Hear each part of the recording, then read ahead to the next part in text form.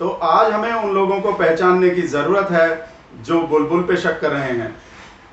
हमारे देश में एक ऐसा टुकड़े टुकड़े गैंग है, एक डिजाइनर वर्ग है जिसे अपने देश की हर चीज़ में कमी ही नज़र आती है। इन्हें अपने देश की प्राचीन परंपरा, प्राचीन तकनीक पर बिल्कुल भी भरोसा नहीं है।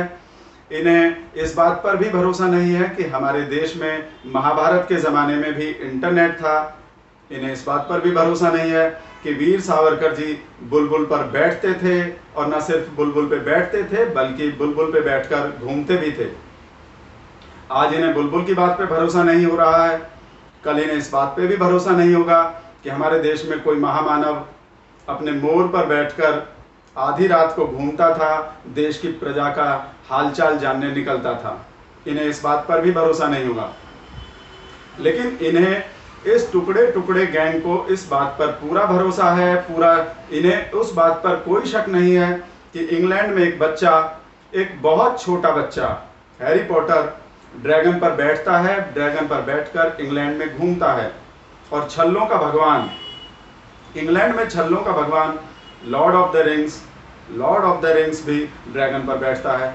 इन्हें इस बात पर कोई भी शक नहीं है, लेकिन इन्हें बुलबुल पे और वीर सावरकर पे शक है।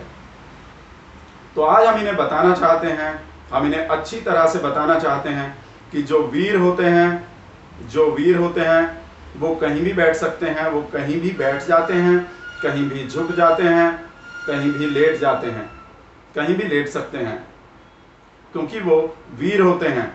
तो इन लोगों को शक करने के बजाय बैलेंस देखना चाहिए।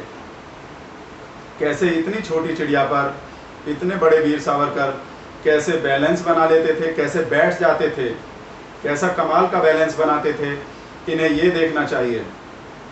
लेकिन बैलेंस देखने के बजाय ये लोग कमियां देख रहे हैं, कमियां ढूंढ रहे हैं। आप हैरान हो रहे होंगे कि वीर सावरकर जी ने बुलबुल को ही क्यों चुना, दीपक को क्यों नहीं चुना, कौवे को क्यों नहीं चुना, या कबूतर को क्यों नहीं चुना, जबकि कबूतर और कौवा बुलबुल से बड़े होते हैं, साइज उनका बड़ा होता है, आप जानते हैं।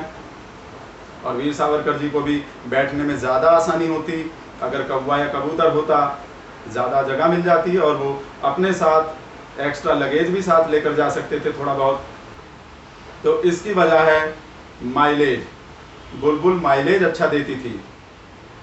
आप यूं कह सकते हैं कि बुलबुल उस जमाने की मारुति सुजुकी थी, और कौवा और कबूतर हुंडई या होंडा समझ सकते हैं आप उनको। तो बुलबुल का माइलेज बहुत अच्छा होता था।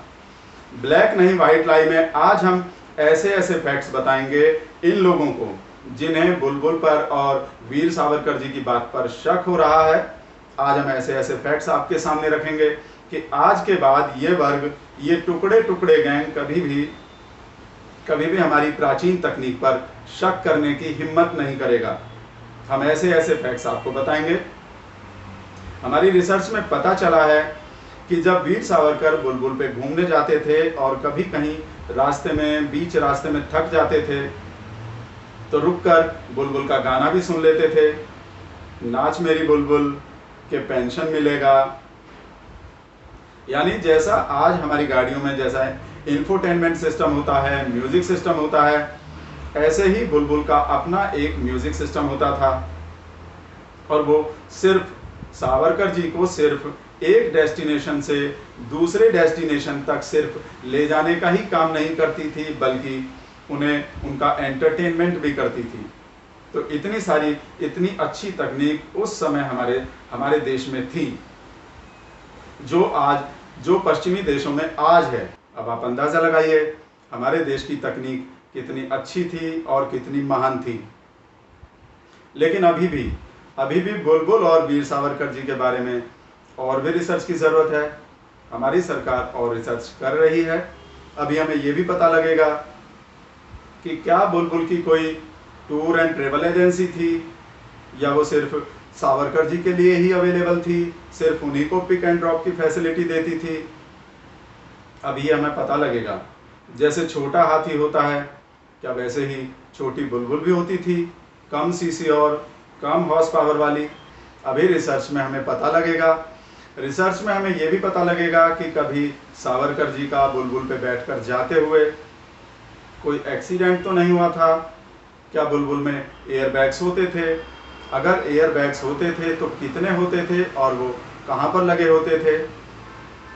अभी हमें रिसर्च में बहुत कुछ पता लगना अभी बाकी है। अभी हमें ये भी पता लगेगा कि क्या बुलबुल से बात करने के लिए सावरकर जी की कोई कोड वर्ड था, कोई उनका कोई कोड लैंग्वेज थी।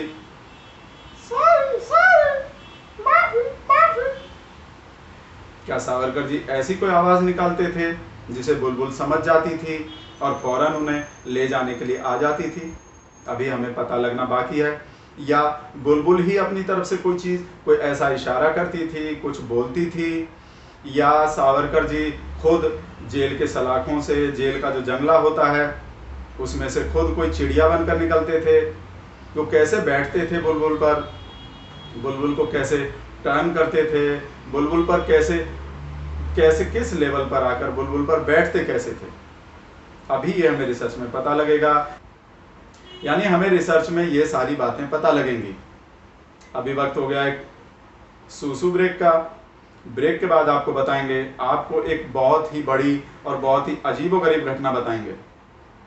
हम आपको बताएंगे, ब्रेक के बाद आपको ये बताएंगे कि जब एक बार सावरकर जी बुलबुल पर बैठकर जा रहे थे तो हवलदार बाज और एसआई चील ने उन्हें रोक लिया था क्योंकि उन्होंने ट्रैफिक सिग्नल तोड़ दिया था। तो तब सावरकर जी ने अपना डीएल दिखाने के बजाय कैसे माफीनामा दिखाया था और आसानी से छूट गए थे। हम इस घटना का पूरा ब्यौरा आपको देंगे, तो बिगड़े रहिए हमारे साथ और देखते रहिए ब्लैक नहीं व्हाइट लाई चाट तक पर।